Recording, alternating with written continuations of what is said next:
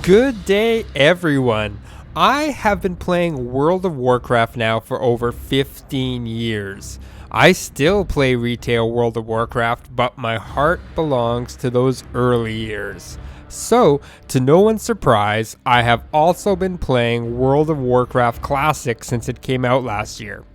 I had booked 3 weeks off work for its release with a goal to make it to 60 before my holidays finished, and I did it. But this isn't a story about the start of Classic. This is about the end of Classic, as we are now into the final Classic raid, the Dread Citadel of the Lich Kel'Thuzad, Naxxramas. Now let's start with some context. Most players never got to experience Naxxramas back in the vanilla days. I was lucky enough to do some Naxx bosses during vanilla, but my guild at the time never made much progress, and by the time we managed to complete the Spider Wing, the Burning Crusade was almost upon us. So, myself, like a lot of other players, came back for Classic with our main motivating factor being that urge to defeat Kel'Thuzad. Naxxramas was unfinished business for so many players. So this time players came back ready to raid. We had honed our skills in those years since vanilla. We had learned coordination, learned to work as a group, learned what gear was optimal, and we were ready to do things right this time. And boy did the influx of raiders change the meta of World of Warcraft. It didn't take long for servers to have coordinated world buff schedules, guilds to require consumables on raids, and raids that in the past could take guilds 2 to 3 nights of raiding were being done as speedruns in under 30 minutes. Naxxramas is a little different though. It was designed and balanced using everything that players had at their disposal in order to gain victory. Now, Naxx is definitely a raid that is beatable without the use of coordinated world buffs, although world buffs will definitely make every fight substantially easier for the most part. However, the instance was definitely designed around players having to use a substantial amount of consumables while pushing for early progression kills through Naxx, especially the early weeks of getting your raid geared with that fresh, high-powered Naxx loot. Now, in those vanilla days, especially on my server at that time, Malfurion, a lot of the player base was not pushing through content, and as a result, a lot of the potions needed for Naxx weren't super expensive by any means. I definitely don't remember ever being cash-strapped to buy my pots, which generally consisted of a strength potion and an elixir of mongoose. Flasks were definitely used by some classes, but they were still affordable. A couple hundred gold was more than enough to live on and play with, and although I did have to spend some time per week farming, it wasn't a majority of my game time. But I also wasn't a successful Naxx raider. The top guilds at the time that were completing Naxx were definitely pushing their limits, although in a much less crowded marketplace. Fast forward to WoW Classic Phase 6, where most of the players are playing to raid.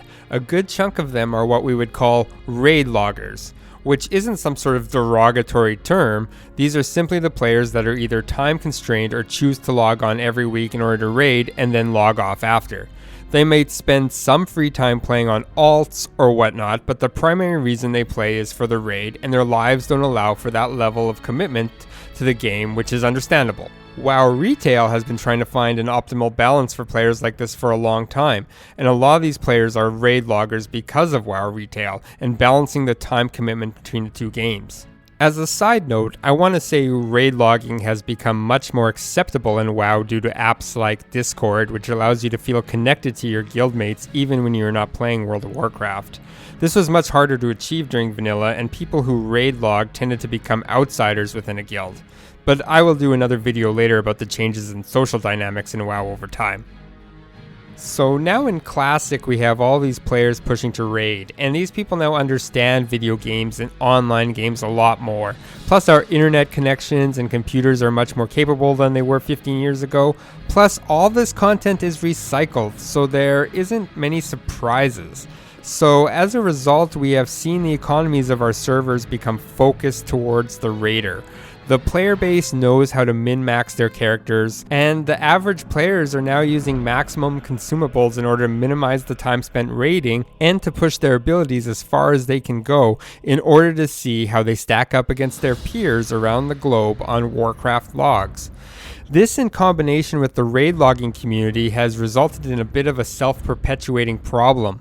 The gold farming community used programmed bots to farm targeted materials for each phase of WoW Classic, and the raid logging community has to buy more gold outside of the game in order to keep pushing progression without spending their limited time, which in turn causes prices for items to continue to rise, while those who do not buy gold have to spend more time farming in order to ensure they can keep up with their consumables, as legit players tend to farm far less efficiently than bots do. The surprising thing for a lot of raiders is how fast this need ramped up, as the first few phases required very little in terms of consumables to be successful. Even AQ40 didn't require much even during the limited progression phase, so the consumable requirements still remained quite low throughout phase 5, but then ramped up considerably for phase 6, catching a lot of players off guard who weren't ready for it. Now, I am in what I would call a successful guild, Q-Choose on Mancrik server. We have had roughly the same core of players since we started raiding in October of 2019.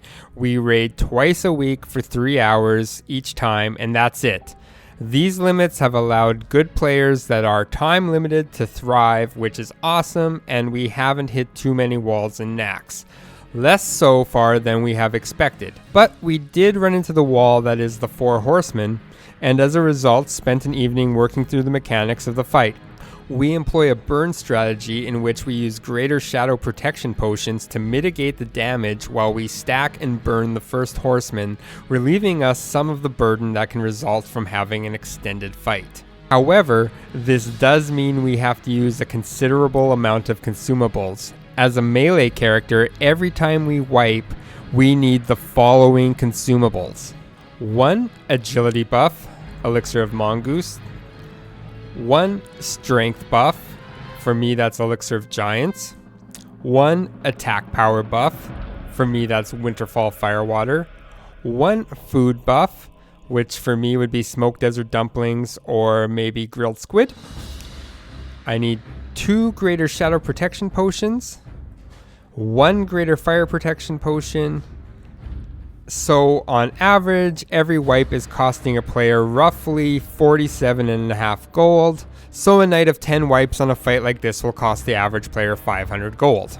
Now, admittedly, as you progress and learn the content, the cost goes down to the point you might only need to use these consumables a few times each clear, so you might only need 200 gold per clear.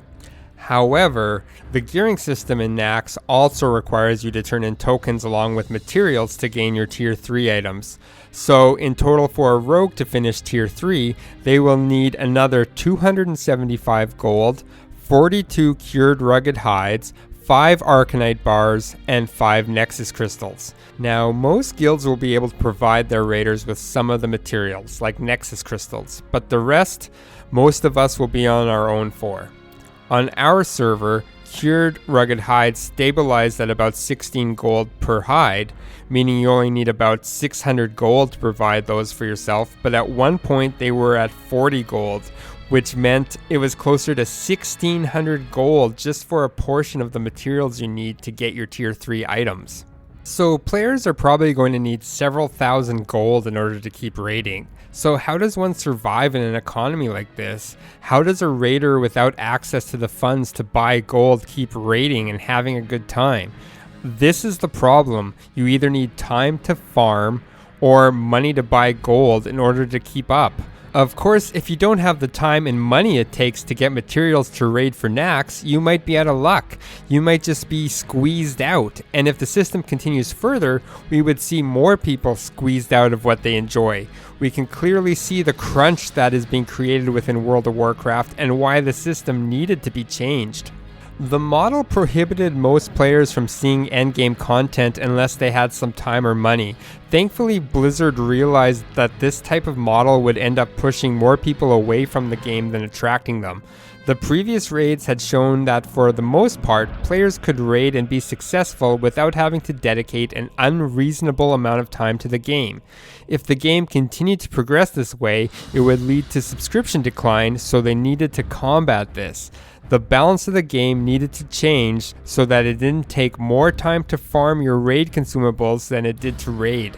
Raid mechanics had to be changed in order for the challenge to be balanced around the mechanics of the bosses and the gear acquired in previous content, not around a multitude of consumables and world buffs. So we see a big change going into the Burning Crusade, the end of world buffs, the cap on consumable buffs, leading to one defensive consumable, one offensive consumable, and a flask, becoming the maximum you could use in the Burning Crusade. We also saw the maximum raid number drop from 40 to 25.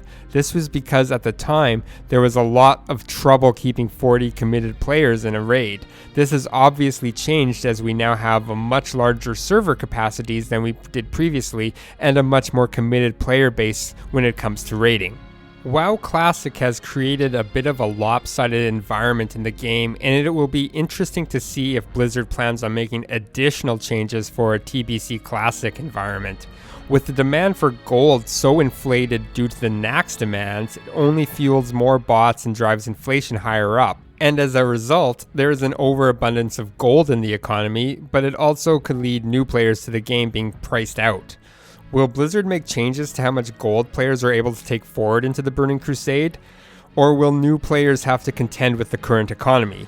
We know this is a pressure point that Blizzard is still dealing with today. People either forgot or didn't remember about the time commitment needed to play the game the way Naxx was originally intended, and this is what initially pushed that need for balance that eventually led into multi-difficulty raids with dungeon finders and raid finders.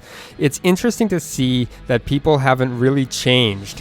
A lot of the no changes crowd is realizing that vanilla WoW in Phase 6 had moved to a place that wasn't as easy to zerg through as the previous phases, and the need to find balance between fun and farming was legitimate. This was the same problem we had seen in vanilla, that it was taking far more time to farm than it was to raid.